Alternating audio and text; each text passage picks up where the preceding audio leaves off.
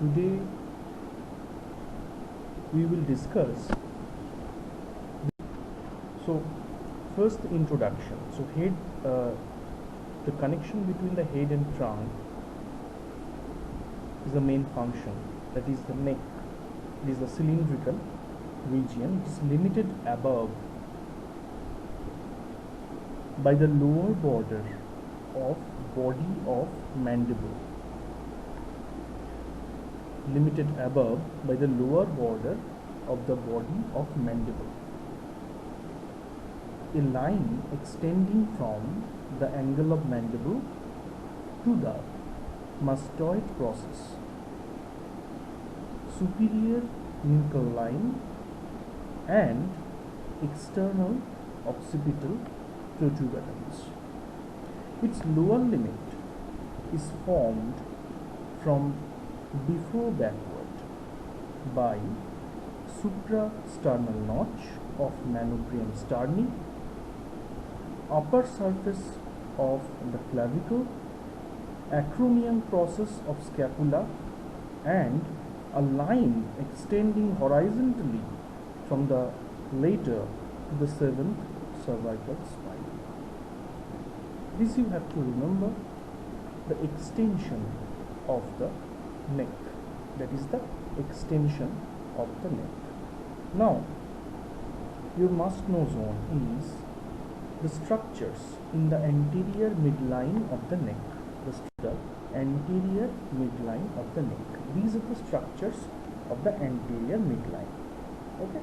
So the anterior midline of the neck extends from symphysis menti. This is the mandible, and this is symphysis menti. Okay. So from the symphysis menti to the suprasternal notch. This is manubrium sterni. This is suprasternal notch. Okay. So the anterior median line extends from the symphysis menti to the suprasternal notch. Symphysis menti to the suprasternal notch. Okay. Now beneath the skin and underlying superficial and deep fossa, the median line represents the following structures. First, a fibrous raphe extending from the symphysis menti to hyoid bone. Okay, so this is the hyoid bone. A fibrous raphe extending from the symphysis menti to the hyoid bone. Okay, where the mylohyoid muscles of both sides meet and form the diaphragma oris. This is the mylohyoid muscle. Mylohyoid muscle of both sides, where the mylohyoid muscle meet and form the diaphragma oris. So, which one is the fibrous raphe? This green color structure. This green color structure is the fibrous raphe. Okay. This is hyoid bone. So next is the hyoid bone. It is the hyoid bone. Okay. Next to the hyoid bone, a membrane between the hyoid bone and thyroid cartilage. Thyroid cartilage. So between the hyoid bone and thyroid cartilage, the membrane is called as thyrohyoid membrane. Okay, thyrohyoid membrane. Okay, then the angle of thyroid cartilage. This is the thyroid cartilage, and this is the angle of thyroid cartilage. Angle of thyroid cartilage. This angle of thyroid cartilage is very much prominent in case of male. Okay, so in case of male, in the anterior midline of the neck, we can easily see and palpate the Adam's apple. Okay, the Adam's apple is the prominent thyroid angle of the thyroid cartilage. Okay, so the angle in case of male is much more prominent than the female. Okay, so the angle of thyroid cartilage is very much prominent. Next it is the next to the thyroid cartilage, the median cricothyroid ligament. The median cricothyroid ligament. Okay, so this is the cricoid cartilage. Cricoid cartilage. So median cricothyroid ligament. This is the median cricothyroid ligament. Okay, it is also called as conus elasticus. Also called as conus elasticus. Okay. Next to that, the cervical part of trachea. This is the cervical part of trachea. Cervical part of trachea. Okay. The cervical part of trachea related anteriorly with the following structures. What are the structures related anteriorly to the cervical part of trachea? It is the isthmus of thyroid gland. This is thyroid cartilage. This is thyroid gland. So thyroid gland is a butterfly-shaped organ. Okay. So these median portion is called as the isthmus of the thyroid. Next, above the isthmus, anastomosis between anterior branches of both superior thyroid artery. Okay. This just you remember the anastomosis between the thyroid artery, superior thyroid artery. It will be discussed later on with the thyroid class. And below the isthmus, inferior thyroid veins. Okay. And lastly, above the manubrium sternum or the suprasternal notch. Above the suprasternal notch, that is the jugular venous arch. Jugular venous arch. This space is called as the suprasternal space of Burn. Okay, suprasternal space of Burn. The content of suprasternal space is the jugular veins. Okay. Now, the level of C6 vertebra forms a critical plane of the neck because of a number of important structures. So, in the thorax class, we have learned that the T4 or the fourth thoracic vertebral level is very important landmark due to various reasons. Okay. Now C6 vertebra, it has also a very crucial and important role. So what are the important structures are situated at the C6 vertebra? First, the junction of larynx and trachea and pharynx and esophagus. Anterior to the tubercle of transverse process of C6 vertebra forms the prominent carotid tubercle against which common carotid artery may be compressed. Okay? Carotid tubercle of C6. Next, the junction of first and second part of vertebral artery. The location of superior thyroid gland and location of ansa cervicalis. These we have to remember. Okay, so these are the structures of the anterior midline of the neck. Anterior midline of the neck. Okay, so superficial to it, the skin, superficial fossa and deep fossa, and a muscle called as platysma. And these are the line of the neck. Next, the superficial veins of the neck, that you already know. What are the superficial veins?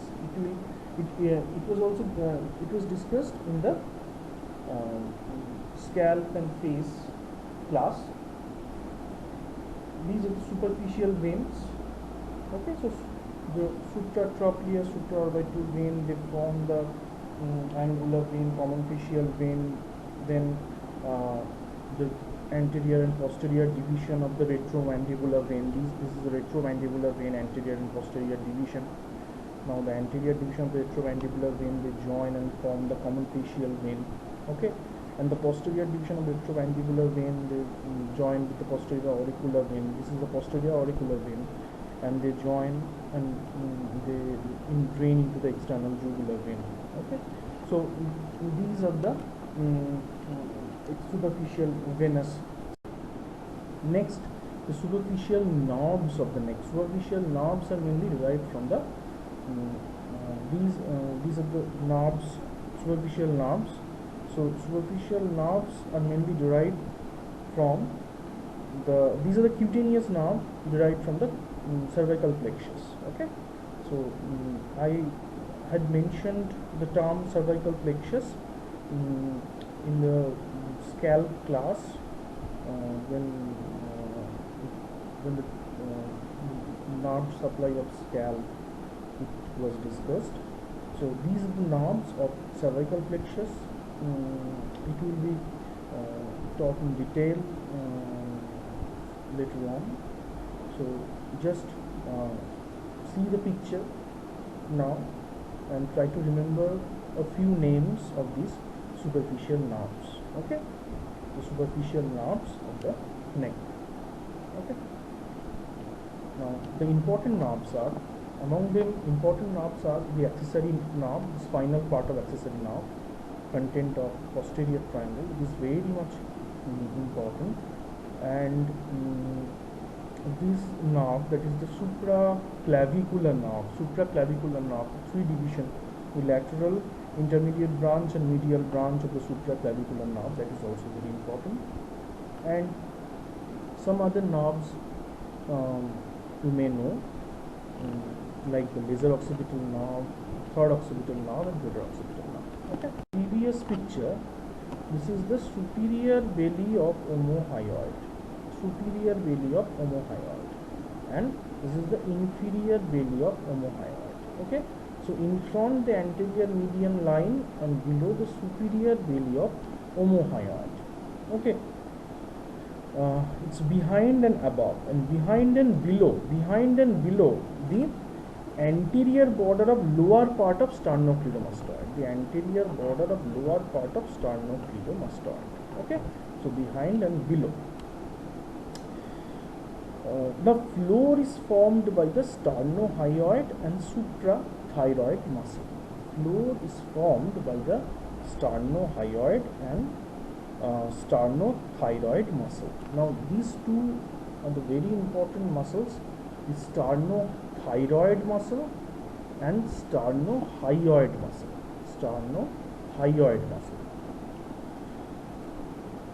Okay, these two muscles,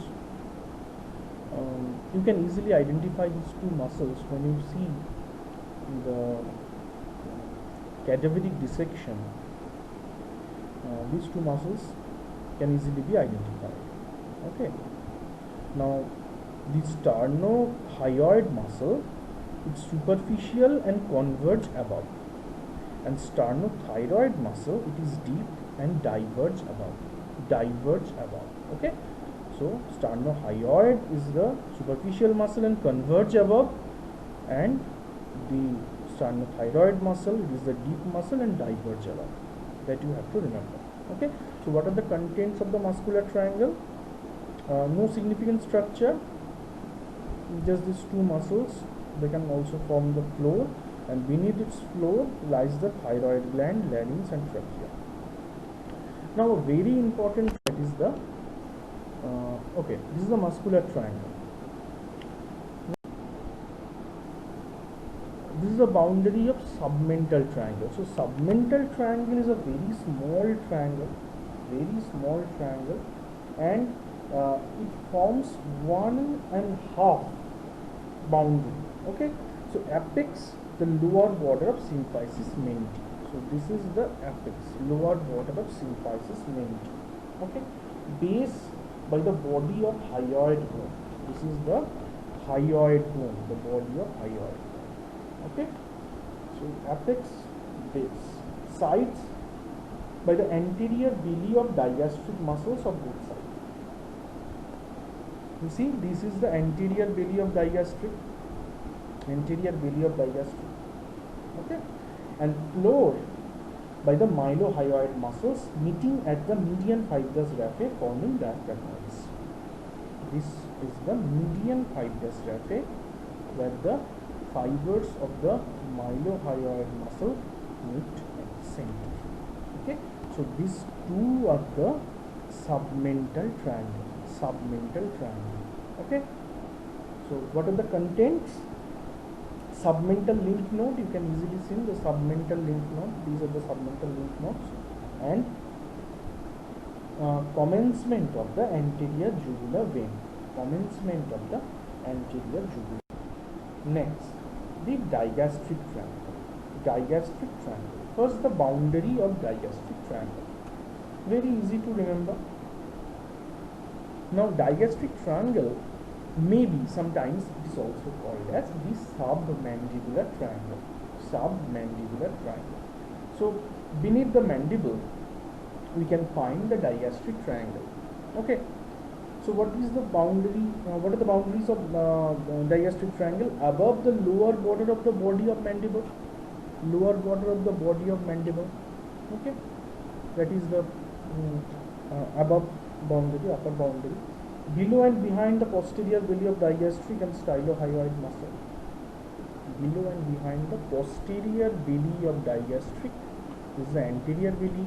This is the posterior belly. So posterior belly of digastric and the mylohyoid muscle. Posterior belly of digastric and stylohyoid muscle. Okay. Below and in front the anterior belly of digastric. Below and in front the anterior belly of digastric. Floor is formed by three muscles. Three muscles is very clear. Mylohyoid, hyoglossus, and small part of middle constrictor.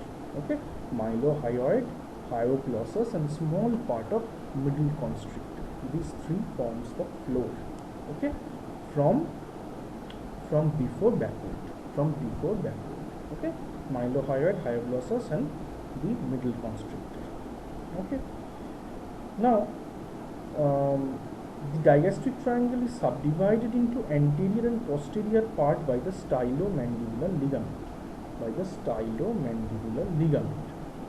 So, this is the styloid process. You see, this is the styloid process. So, from the styloid process to the mandible, one ligament is there. It's called the stylomandibular ligament. Okay, this stylomandibular ligament divides the digastric triangle into two parts. Okay. Now, this stylomandibular ligament is the tip of the styloid process to the mandible that I have already mentioned. The posterior part of the triangle is continuous above with the carotid region. Posterior part above with the carotid region. Continue above. Now, what are the contents? From the anterior part, from the posterior part. We are mainly focusing the anterior part. So, superficial part of submandibular gland. So, this is the submandibular gland. To see one part you can easily see, which is the superficial part, and one part you may see after the cutting of the mandible. That is the deep part. Okay. So, this is the superficial part of the mandible. Now, deep part of the mandible, it cannot seen in the digastric triangle. Okay. Facial veins in submandibular lymph node. Facial veins and submandibular lymph node. You can see the facial vein. This is the facial vein and submandibular lymph nodes. Okay. Facial artery, very important. This is the facial artery, tortuous facial artery, and mylohyoid vessels and nerves. Mylohyoid vessels and nerves. These are the mylohyoid vessels and nerves. Okay, mylohyoid vessels and nerves, and part of submental artery, and part of hypoglossal nerve. Okay, so hypoglossal nerve. This is the hypoglossal nerve. Now, the posterior part, lower part of carotid, external carotid artery, and carotid sheath containing internal carotid artery, internal jugular vein, and villus nerve. These parts. So, contents of digastric triangle, you can follow this picture. This is very important picture. You can easily draw the diagram. Okay. So, So here you see this is the styloid process. Okay, now the anterior and posterior part, you can easily identify this part is the anterior part and this part is the posterior part. Okay, anterior and posterior part. These are the mylohyoid nerves and vessels. Now this is the lingual nerve. From there, the hanging of the submandibular ganglia. Okay, so these are the floors: mylohyoid muscle, hypoglossus and middle constrictor. The hyoglossus and the middle constrictor. Okay, and these are the vena comitants with hypoglossal nerve. So these are the digastric trunk. Now very important, carotid triangle. That is carotid triangle. Now carotid triangle is the boundary of carotid triangle. In front and above, it is bounded by the superior belly of omohyoid. Now digastric has anterior belly and posterior belly. Now omohyoid is superior belly and inferior belly. So bounded above by the superior belly of omohyoid. Okay, superior belly of omohyoid. Behind anterior border of sternocleidomastoid.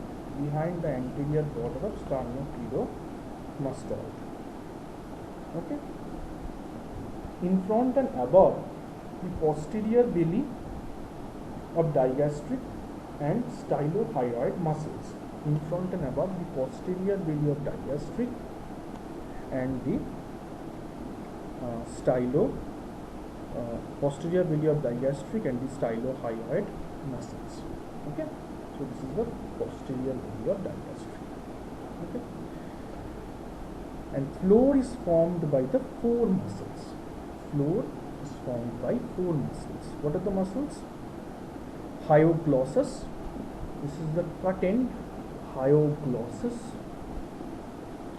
Middle constrictor of the pharynx, inferior constrictor of the pharynx. Okay, middle constrictor of the pharynx, inferior constrictor of the pharynx, and these two muscles like thyrohyoid. This forms the anterior part. Okay, so floor is formed by the thyrohyoid. You see the anterior part of the floor is formed by the thyrohyoid, hyoglossus. This muscle is the hyoglossus, and middle constrictor and inferior constrictor. This is the middle constrictor and the inferior constrictor. So these are the four muscles on the floor. And the contents of the carotid triangle. What are the contents? Okay, the main content is the common carotid artery with its two terminal branches, internal and external carotid artery. Okay, now the bifurcation of common carotid corresponds to the disc between the C3 and C4 vertebra. Okay, this is the common carotid artery. This is the bifurcation, the external carotid artery and internal carotid artery. The main content, the common carotid artery. Next to the common carotid artery, you can easily see the internal jugular vein. That is the internal jugular vein. And what are the nerves? The spinal part of accessory nerves may be present. Maybe it is in the posterior triangle. It is better seen. The loop of hypoglossal nerve is very important. The loop of the hypoglossal nerve. This is the loop of the hypoglossal nerve. Okay. Now, the loop of the hypoglossal nerve is gives two branches. One is descendens hypoglossi. Descendens hypoglossi passes downward in front of carotid sheath. Descendens hypoglossi passes downward in front of carotid sheath and carries the fiber of C1, supplies superior biliohomohyoid and forms a loop known as ansa cervicalis. Which after ansa cervicalis is mainly formed by after joining the C1 with the C2 and C3 of the descendens cervicalis. So descendens hypoglossi and descendens cervicalis. So ansa cervicalis will be discussed later on with a separate image, separate slide. So it's the carotid artery, bifurcation of carotid artery and its branches. This is the internal jugular vein, vagus nerve, spinal accessory nerve, and the descendens hypoglossi. Now you have to remember the interval between the internal and external carotid artery in the upper part of the neck occupies by the following structure. So what are the structures occupies the interval between the internal and external carotid artery? A small part of carotid gland, styloid process of temporal bone with styloglossus and stylopharyngeus muscles, and glossopharyngeal and pharyngeal branch of vagus nerve. And also a must-know zone of you, that is the branches of external carotid artery. Okay. So these are the contents of carotid triangle with a simplified form. Okay, simplified form. This is the contents of the carotid triangle. Vein, nerves, artery. And what are the other contents? Or other structures that I have already mentioned? Some part of apex of the parotid gland and chain of deep cervical lymph nodes. Now here is a structure called as carotid body. Okay, so carotid body and carotid sinus. That you have to know. What is carotid sinus and carotid body? Carotid sinus, it is the carotid sinus. It is a fusiform dilatation involving the bifurcation of common carotid and the beginning of internal carotid artery.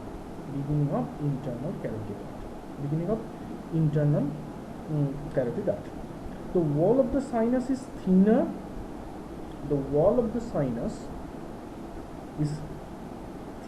And more elastic than the adjacent part of the artery.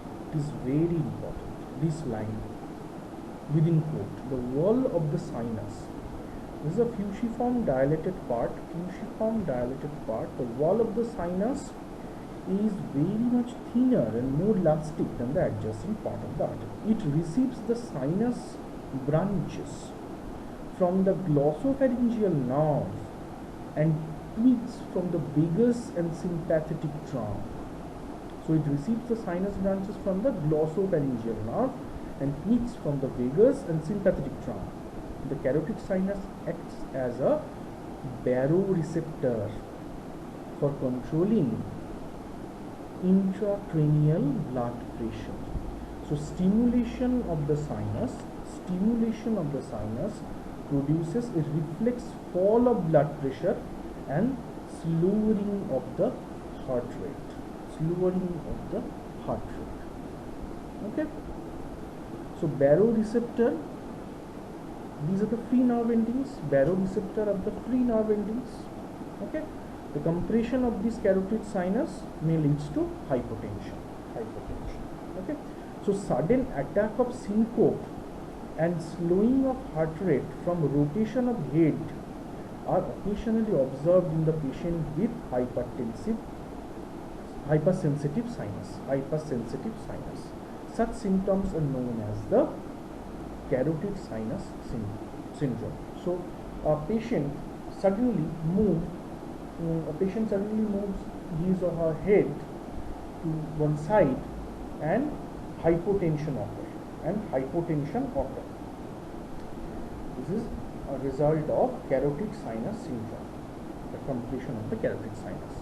Now the carotid body is a small oval neurovascular structure.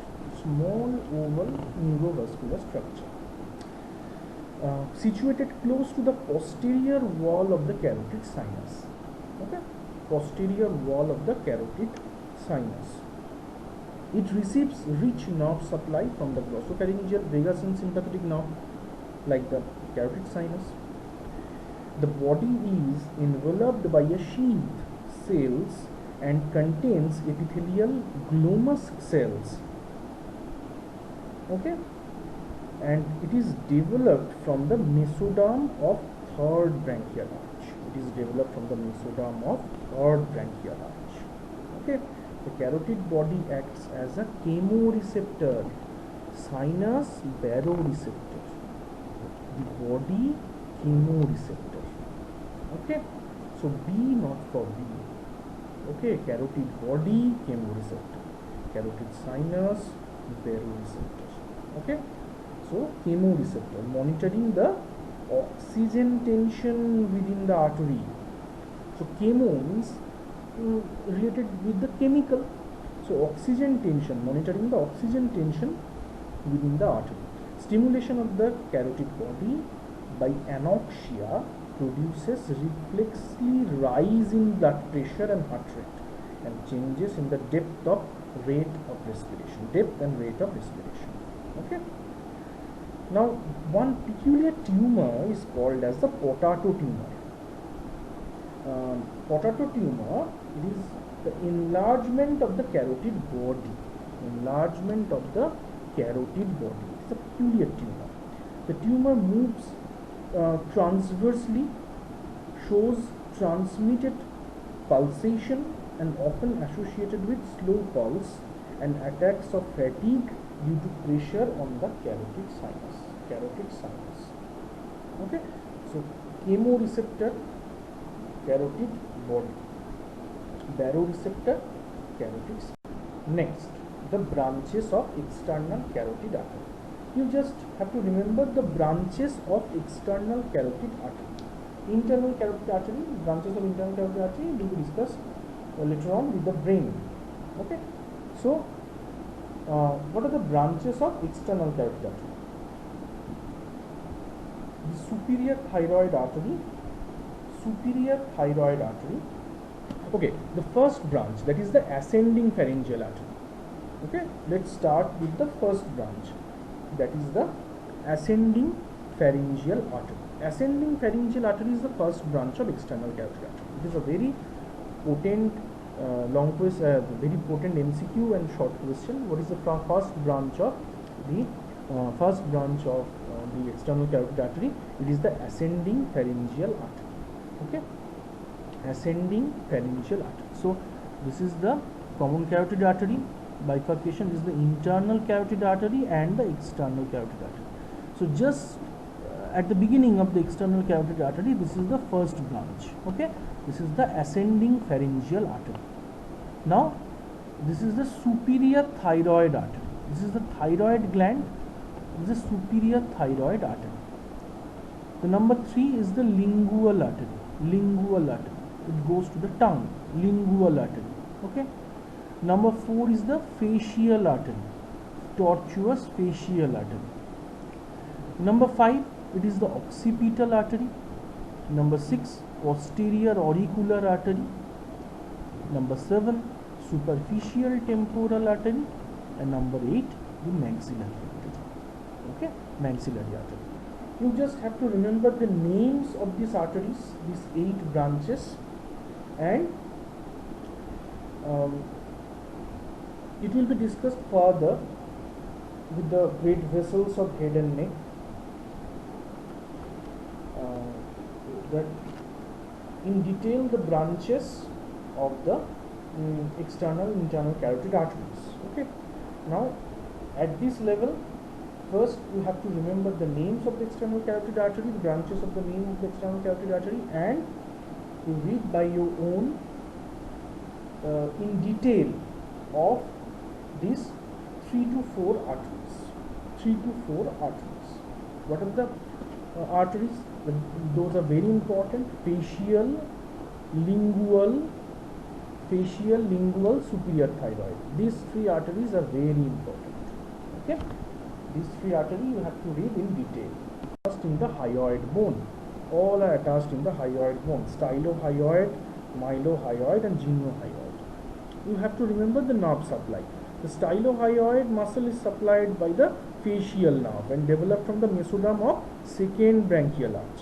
The mylohyoid muscle, myeloid branch of inferior alveolar nerve. Okay, it is also developed from the mesoderm of the first branchial arch. And the geniohyoid muscle, it is supplied by the fibers of C1 or the first cervical nerve. Okay, first cervical nerve, conveyed by the hypoglossal nerve. Conveyed by the hypoglossal nerve. Okay.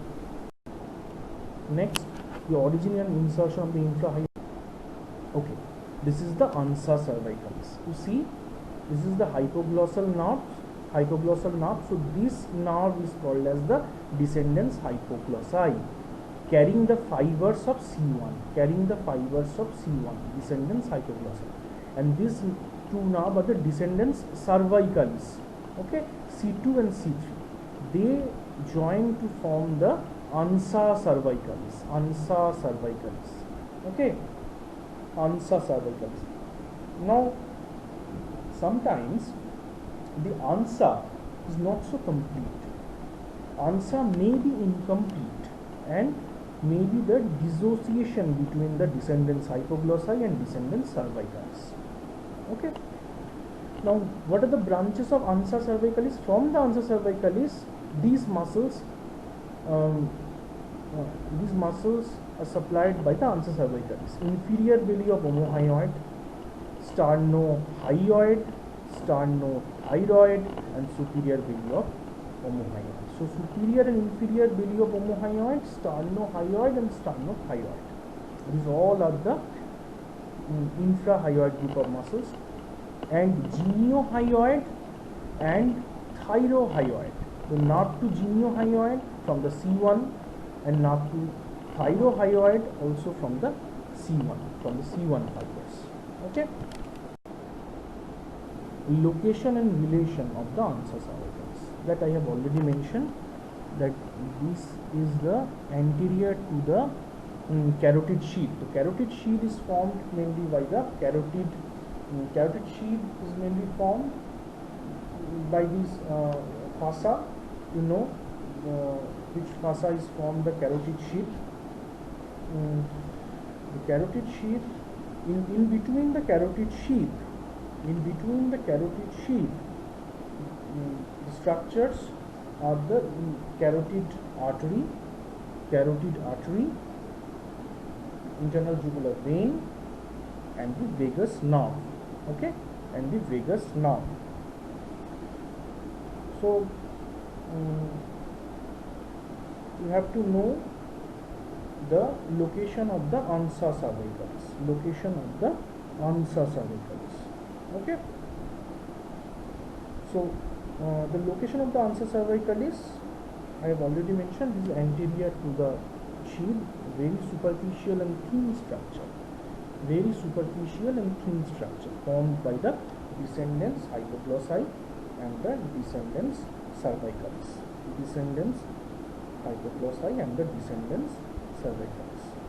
Very important. Okay. So descendens hypoglossi and descendens cervicalis, these 2 are formed and join and form the ansa cervicalis. Next, this is a contents of anterior triangle schematic, very complicated diagram. Okay. Now, deep relations of posterior belly of digastric, it is not needed at your level. Just you have to remember that the deep part of the deep relation of posterior belly of digastric, the main important part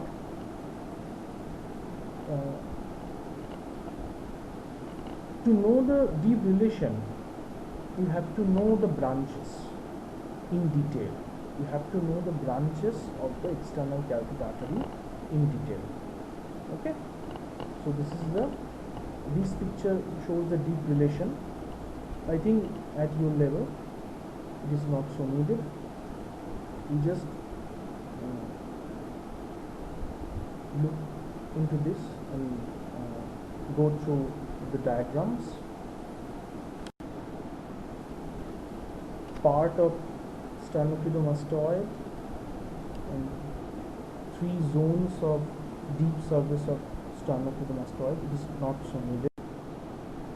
Now the subdivision structures forming the floor of the posterior triangle. So posterior triangle. Okay. So posterior triangle is mainly formed and bounded anteriorly by the posterior border of sternocleidomastoid and behind the anterior border of the trapezius. Base, the middle 1/3 of the clavicle. Okay.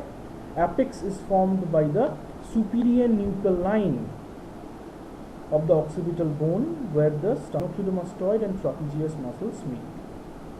Roof formed by outside inward by the skin, superficial fossa, platysma and investing layer of deep cervical fossa. Okay.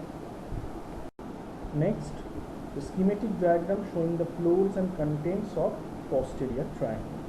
The posterior triangle is further divided into 2 parts. Okay. So above 2.5 centimeter above the clavicle, 2.5 centimeter above the clavicle, the inferior belly of the omohyoid,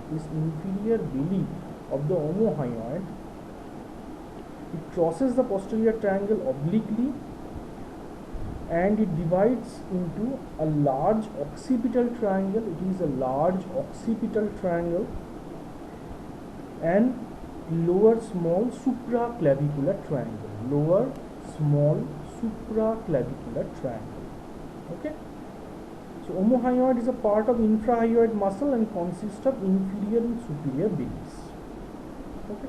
So inferior belly is anchored to clavicle by an inverted sling of omohyoid fossa. I think you remember the attachment of inferior belly or omohyoid. Okay. The clavicle forms an anatomical barrier between the posterior triangle and the axilla. Now the occipital triangle bounded in front by the posterior border of sternocleidomastoid and behind by the anterior border of trapezius, same, and below by the inferior belly of omohyoid. Now the floor of occipital triangle is formed by above downwards. This is very important. Floor of occipital triangle. This picture is very important. Now from above downward, the first muscle is some part of semispinalis capitis. Next, splenius capitis. This is the splenius capitis. Next, very important, levator scapulae. And next, scalenus medius and scalenus posterior. Scalenus medius, this is the scalenus medius and scalenus posterior. Okay, scalenus medius and scalenus posterior. So what are the contents? Very important contents is the spinal accessory nerve. Okay. Now the nerve is hooked superficially upward by the lesser occipital nerve. This is the lesser occipital nerve. Now the lesser occipital nerve, you have to identify the lesser occipital nerve and you have to see which nerve is hooked by the lesser occipital nerve, that is the spinal accessory nerve, and it's surrounded by a group of superficial cervical lymph nodes. These are the superficial cervical lymph nodes. Okay, the nerve passes downward and backward between the fascial root and the fascial floor of the triangle, resting on levator scapulae. The nerve resting on levator scapulae it is the spinal accessory nerve. The nerve resting on levator scapulae, it is the spinal accessory nerve. Okay, spinal accessory nerve, very important. The nerve resting on the levator scapulae and disappears under cover of anterior border of trapezius. Next to the spinal accessory nerve, that is the dorsal scapular nerve. It conveys the fiber of C5 and pierces the scalenus medius muscle and passes backward and downward under cover of prevertebral fossa. The nerve which pierces the scalenus medius muscle, the nerve which pierces the scalenus medius muscle is the dorsal scapular nerve. The nerve lies over the levator scapulae, spinal accessory. The nerve pierces the scalenus medius, dorsal scapular nerve. Okay. Now, other nerves, the four branches, four cutaneous branch from the cervical plexus and the supraclavicular nerve. The supraclavicular nerve. What are the four branches including supraclavicular nerve? Laser occipital, greater auricular and transverse cervical. So, laser occipital nerve, greater auricular nerve, transverse cervical nerve and the supraclavicular nerve. These are the four branches of the cervical plexus. Among them, the supraclavicular nerve is very important. Supraclavicular nerve is very important. Okay. Now the upper trunk of the brachial plexus. Upper trunk of the brachial plexus. Now this is the upper trunk of the brachial plexus. You can see this is the trunk of brachial plexus. It may be the content of the supraclavicular triangle. Okay, the supraclavicular triangle, the lower small triangle is the supraclavicular triangle. Okay, so the upper trunk of brachial plexus. The superficial cervical artery, it is the superficial cervical artery.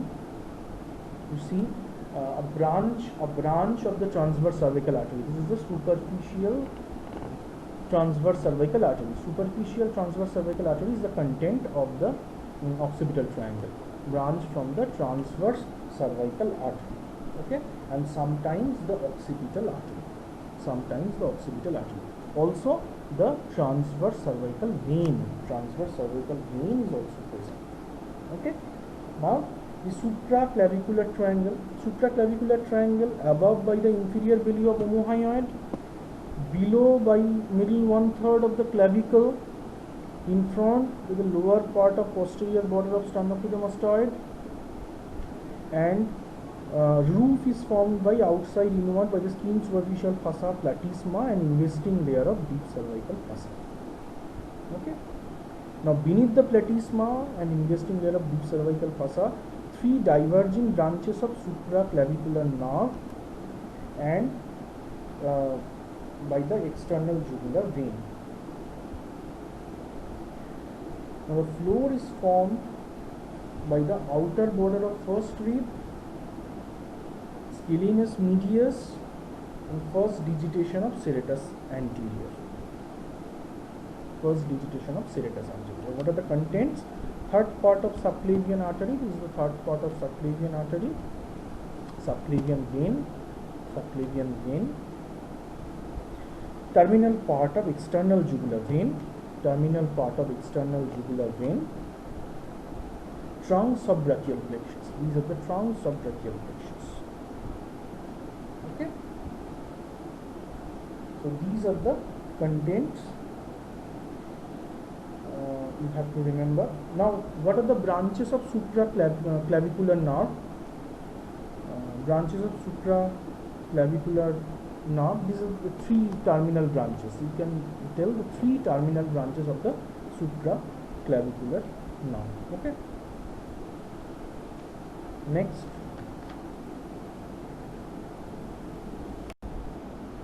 contents of posterior triangle as a whole.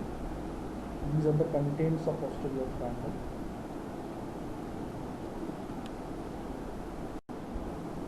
Now, the last slide, a very important slide, golden facts to remember. The most important pressuroceptor in the body, pressuroceptor, that is the carotid sinus. Carotid sinus is the baroreceptor and carotid body is the chemoreceptor. You know the carotid sinus and carotid body. These are already discussed, carotid sinus and carotid body. Most important landmark, carotid cricoid cartilage. The most important landmark in the neck is the cricoid cartilage at the level of C6.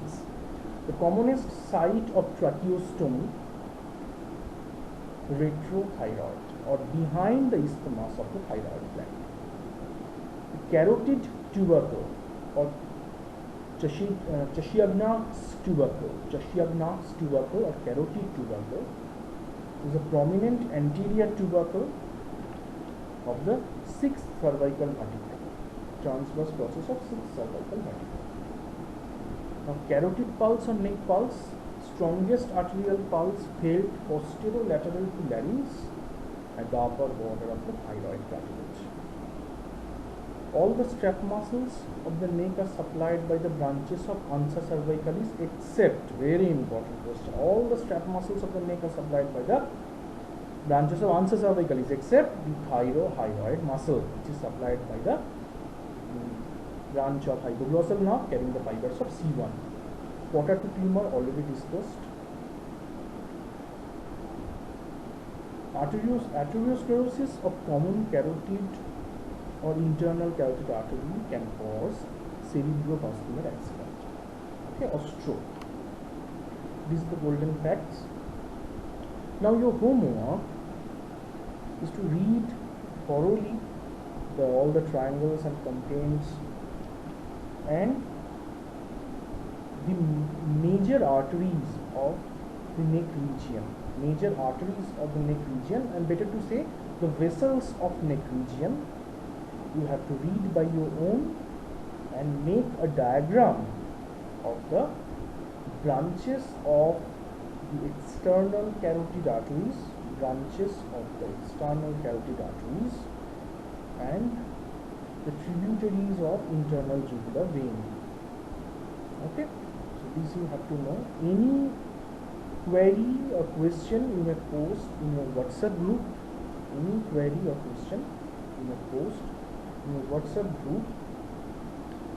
Or if you need, there will be a separate doubt clearing session later on. Now read by your own and do your homework.